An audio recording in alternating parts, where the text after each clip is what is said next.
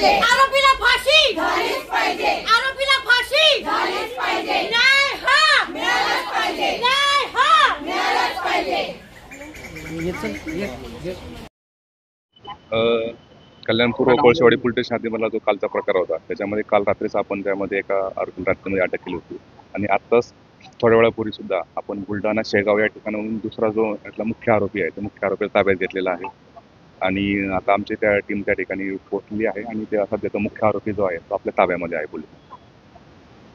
Sir, या घटनेत अजूनही काही आरोपी असल्याची शक्यता आहे तर नेमकं त्या दृष्टीने कसा तपास? त्या अनुषंगाने सर्व सीसीटीव्ही फुटेज जे आहे त्याचे आम्ही पाहणी सुरूच आहे कालपासून त्यामध्ये त्याच्यामधून काही सीसीटीव्ही फुटेजवरून आपल्याला 2 आरोपी निष्पन्न आलेले आहेत त्यापैकी एक मुख्य आरोपीला आता आपण थोडा वेळ ताब्यात घेतलेला आहे, एक रिक्षा पण त्यामध्ये यूज केली गेली आहे, ती रिक्षा सुद्धा आपण ताब्यात घेतलेली आहे। अशा पद्धतीने सीसीटीव्ही फुटेजचा आम्ही पूर्णपणे अभ्यास करून अजूनही त्यामध्ये काही वेगळा लोक त्यामध्ये अजून काही इन्व्हॉल्व आहेत का नाही या दृष्टिकोनातून आमचा तपास सुरू आहे। पण आता दोन्ही आरोपींना जे मेन आरोपी होते त्या दोघांनाही आपण ताब्यात घेतलेला आहे तर आणि पुढील अटकेची कारवाई करत आहे। सर, आरोपीचं नाव काय आहे आणि त्याची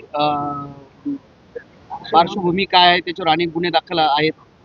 आरोपीचं नाव विशाल गवळी आहे, तो ह्या ठिकाणचा राहणार आहे कोळशेवाडीमधला आणि यापूर्वीचे त्यावरती काही प्रॉपर्टी ऑफेन्स काही यापूर्वीचे गुन्हे त्यावरती दाखल आहेत, त्या पद्धतीने रेकॉर्ड सुद्धा पोलीस स्टेशनला आहे आणि त्या पद्धतीने आम्ही त्यावरती आता ताब्यात घेऊन पुढे अटकेची कारवाई करून योग्य ती कारवाई करणार आहोत। तर त्याला तडीपार देखील केलेला, मात्र दरवेळेस तो न्यायालयामध्ये फसून येतो, ज्यावेळेस आपण काय जे काही स्ट्रॉंग प्रिव्हेंटिव्ह ॲक्शन असेल सध्या तर त्याच्यामध्ये गुन्ह्यामध्ये अटक करून त्याला जेलमध्ये करणे हा प्रायोरिटी आहे आणि त्याच्यावरती जे काही त्याचे गुन्हे आहेत त्या गुन्ह्याचा सर्व त्यावरती जे काही प्रिव्हेंटिव्ह ॲक्शन ते आम्ही सर्व त्यावर करणार आहोत। सर, आरोपीची पत्नी या सगळ्या गुन्ह्यात सहभागी असल्याचं म्हटलं जातंय, त्या संदर्भात काय? सध्या आरोपीच्या पत्नीला सुद्धा त्या गुन्ह्यामध्ये अटक केलेला आहे, गुन्ह्याचा तपास सुरू आहे, त्याच्यामधून जे काही अँगल्स किंवा जे काही गोष्टी बाहेर पडतील त्यानुसार त्याचा प्रत्येक आरोपीचा रोल त्यामध्ये ठरवला आहे।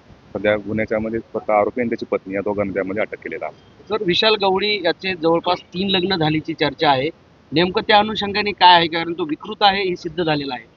आहे त्याबद्दल आत्ताचे हे त्याच्या यापूर्वीचे 2 लग्न झालेले होते, हे 3 लग्न अशाबद्दलची माहिती आहे आणि त्या दृष्टिकोनातूनही तपास सुरू आहे की कोणत्या प्रकारे अजूनही त्या ठिकाणी असा प्रकारे आहे त्यानुसार आमचा जो असेल तो तपास सुरू आहे।